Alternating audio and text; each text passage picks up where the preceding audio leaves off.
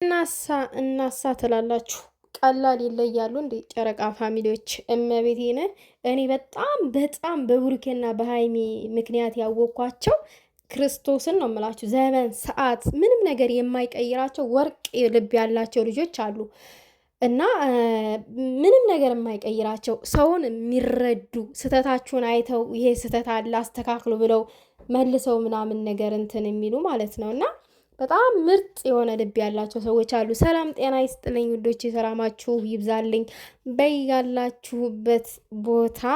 ዛሬ ብሩኬ ጨረቃ ፋሚሊዎችን አመስግኗል። ቅማም የሚሆን አስገራሚ ነገር ለብሩኬ የጻፈችዋለ። እኔ በጣም ነው ደስ ያለኝ፣ ምክንያቱም እኔም ቪዲዮ ላይ ስለው የነበረ ነገር ነውና በጣም ደስ ብሎኛል። እሷ ደግሞ ይሄን ነገር ስትደግመው ማለት ነው። ያው ማርያምን የጨረቃ ፋሚሊ በጣም ወዳችኋለሁ፣ ፈጣሪ ይመስገን እና እናንተን የመሰለ ፋሚሊ ስለሰጠን ብሏል። እውነት ነው፣ እግዚአብሔር ይመስገን። አንዳንድ ጊዜ ሁሌም የምነግራችሁ ነገር ነው ቤተሰብ፣ እግዚአብሔር ሲወዳችሁ ሰው ይሰጣችኋል። ሁሌም ነው የምላችሁ፣ እግዚአብሔር ሲወዳችሁ ሰው ነው የሚሰጣችሁ። ንጹህ ልብ፣ ለዛውም ንጹህ ልብ ያለው ሰው ማለት ነው እና የጨረቃ ፋሚሊ ትመቹኛላችሁ ብሎ ሳይጨርስ ነው እንግዲህ ማርያምን ብሎ ምሎ ራሱ የገለጣችሁ ማለት ነው። እናንተም ልታመሰግኑት ይገባል። ማን የትኛው ዩቲዩበር ነው ካሳደጋችሁት በኋላ ዞር ብሎ የሚያመሰግናችሁ? የትኛውም ዩቲዩበር አያመሰግንም። ብሩኬና ሃይሚ ግን ሁልጊዜም ይለያሉ። ደግ ልብ ነው ያላቸው። እመቤትን ቲክታክ ላይ ሰፖርት ያደርጋሉ። እንደገና ደግሞ እዚጋ ዩቲዩብ ላይ ሰዎችን አምጥታ ያበረታታሉ ምናምን ነገር። ከዛም አልፎ ተርፎ ደግሞ ፋሚሊዎቻቸውን ምለው ሳይቀር ነው የሚያመሰግኑት ማለት ነው። የትኛው ዩቲዩበር ነው ሲያመሰግን ያያችሁት? የትኛው መኪናና ልብስ ሲቀያየር ጌጣጌጥ ይሄ እንደ ውሻ ሰንሰለት አንገቱ ላይ ሲቀያየር ነው የምናየው? የትኛው ነው ዞር ብሎ ሲያመሰግን የምናየው? የትም ብሩኬና ሃይሚ በቃ ፋሚሊ ናቸው። እንዳጠቃላይ እንደ እናት እንደ ወንድም እንደ እናት ልጆች የሚታዩ ናቸው። እንደ ውጭ ሰው የሚታዩ አይደሉም እንኳን ማለት ነው። እኔ እንደዛ ነው የማያቸው የምር። ምክንያቱም ከምን አንጣር ለሰው ካላቸው ክብር አንጣር የሆነ ውለታ ቢስ የሆኑ ሰዎች አሉ። እነሱ ግን ውለታን ጠብቀው በቃ ሌላ አይረሱም። የሆነ መልካም የተደረገበትን ቦታ ሳያመሰግኑ አያልፉም ማለት ነው።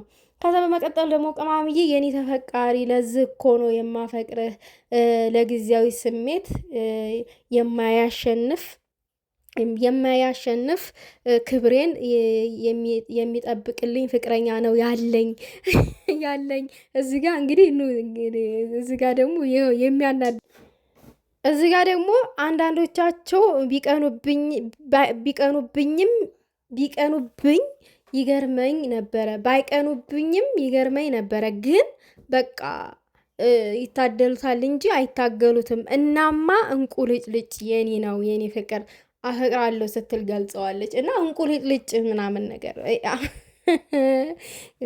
ቀላል እንቁልጭልጭ እንዲህ ባይቀኑም እውነት የሚያስቀና ህይወት ነው። ምክንያቱም አንድ ወንድ ልጅ ለጊዜያዊ ስሜቱ ሳይፈልጋችሁ ሲቀር ምናምን ነገር ደግሞ በጣም ያሳቀኝ ፓርት ደግሜ ነግራችኋለሁ። ዛሬም ድንግልኔ ልሰጥ እፈልጋለሁ ስትል ለማ ያለው ፓርት በጣም ነው ያሳቀኝ። አሁን ድረስ ተጭንቅላት ያልወጣ ብሎኛል። በቃ እዛ ጋር የተረዳሁትኝ ብሩኬና ሃይሚ እስከ ዛሬ ምንም ነገር እንዳልፈጸሙ አንደኛ የተረዳሁት ነገር ነው። ሁሌም ግን እኔ አስቤያቸውም አላውቅም ከመጀመሪያው ጀምሮ። ሌላኛው ፓርት ላይ ደግሞ በቃ ምን ያክል አይናፋር እንደሆነ ምናምን ነገር ያው ሳላገባሽ አይሆንም ብሏል። ለማንኛውም ነገር ግን ሁሉ ነገር በክብር ሲሆን ነው ደስ የሚለው።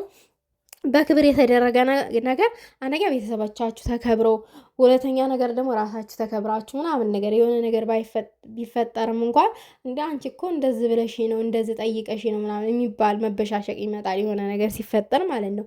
ያ ሰው አጠገባችሁ ያለ ሰው ባያበሽቃችሁም እንኳን ይሄንን የሰሙ ሰዎች የሆነ በቃ እናንተን ለመተቸት ይሯሯጣሉ። እና ሁሉ ነገር በፍቅር ሲሆን ነው ደስ የሚለው።